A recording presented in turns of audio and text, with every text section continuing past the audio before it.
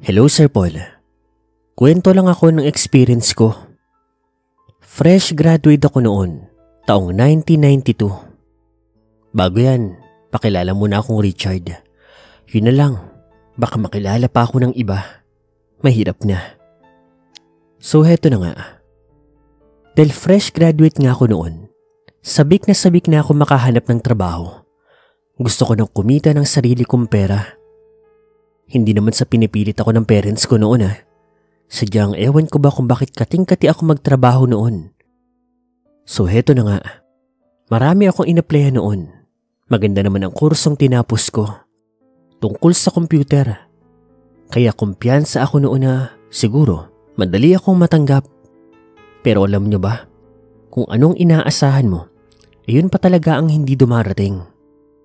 After 2 months ng masipag na paghahanap ng trabaho, bigla naman akong na-depress. Yung gana ko sa paghahanap, yung gigil, nawala. Paano ba naman?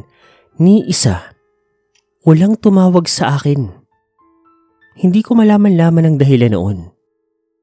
Confident naman ako na okay yung mga sagot ko, yung mga interviews, yung mga exam ko, yung qualifications ko. Kaso, bakit ganun? Pero isang araw po, bigla akong nakatanggap ng tawag. Iniimbitahan daw ko sa isang interview.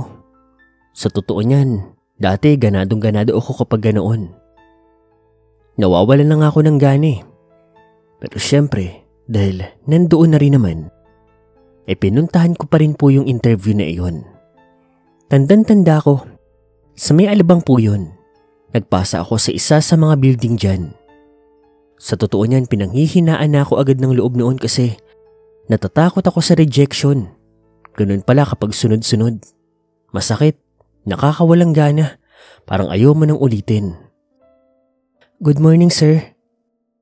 Ready ka na po sa interview? Yes ma'am. Pasok na po kayo sa loob. Good morning. Good morning po, sir. Okay, introduce yourself. My name is Richard po. 21 years old, fresh graduate po. Ang dami ko pang mga pinagsasabi noon. Bla bla bla, bla bla bla. Pero yung nag-i-interview sa akin, parang hindi naman po nakikinig. Parang wala nga siyang pakialam. Tapos nagtanong-tanong siya ng mga bagay na kung ano-ano. At maya-maya, okay Richard, congratulations. Welcome sa kumpanya. Pwede ka na ba mag-start bukas? May mga requirements ka na? Pasa mo na dyan sa HR. Hindi ako makapaniwala noon. Totoo po ba to? Hindi po ba kayo nagbibiro? Bakit naman ako magbibiro? Kapag kompleto ka na sa requirements, makakapagsimula ka na bukas. Yung HR nang bahala sa'yo kung saan ka pa jujutihin. Okay? Okay po sir. Okay po. Salamat po sir. Salamat po. Hindi ako makapaniwala noon. May trabaho na rin ako. Sa wakas. Swerte, kumpleto na rin ako ng mga requirements noon. Pag-ibig, PhilHealth, SSS, mga police clearance, NBI. Basta, lahat okay na. Pagpasa ko nga nun sa HR, sinabihan niya lang ako ng address. Akala ko nga doon na ako duty sa mataas na building na yon. Pero hindi pa pala. Sa may bandang Muntinlupa. At ang trabaho ko raw noon isang encoder. Office daw sabi ng HR. Basta bukas ititrain na raw ako doon. Na-endorse na raw ako. Pumunta na lang ako at magpakilala. Excited na excited ako noon. Kinuwento ko sa pamilya ko ang nangyari. Tuwang-tuwa rin sila para sa akin. Kinabukasan naman po, syempre maaga akong gumising. Kailangan maaga ako. 7:30 pa lang, nandoon na ako sa may warehouse sa may Muntinlupa. Medyo malayo-layo ito sa may Alabang. Bandang dulo na nga ito ng Muntinlupa. Malapit na po ata sa Cavite ito. Matalahi po doon at mabakanting lote. Doon yung pwesto ng malaking warehouse na iyon. Kumatok naman ako sa gate. Nagpakilala ako at binuksan naman ako ng gwardya. At doon sa loob, maraming nangyayari. Maraming truck.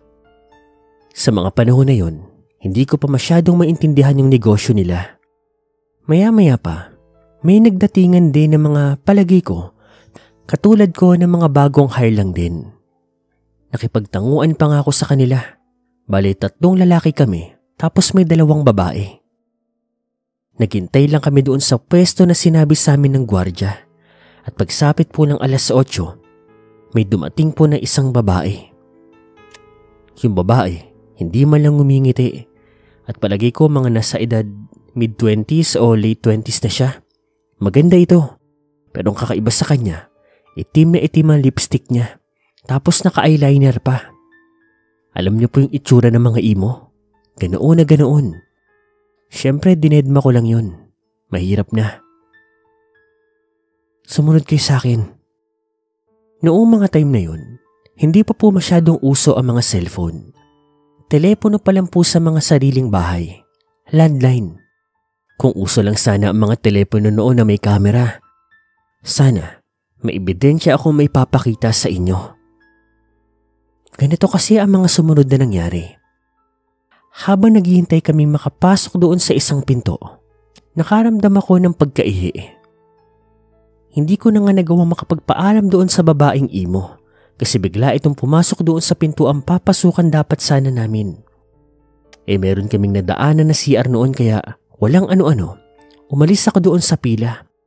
Umihi. Nakapagbawas naman ako. Madaling-madali pa nga ako Pero maya-maya, noong pabalik na po ako, dala-dala ang lahat ng mga gamit ko.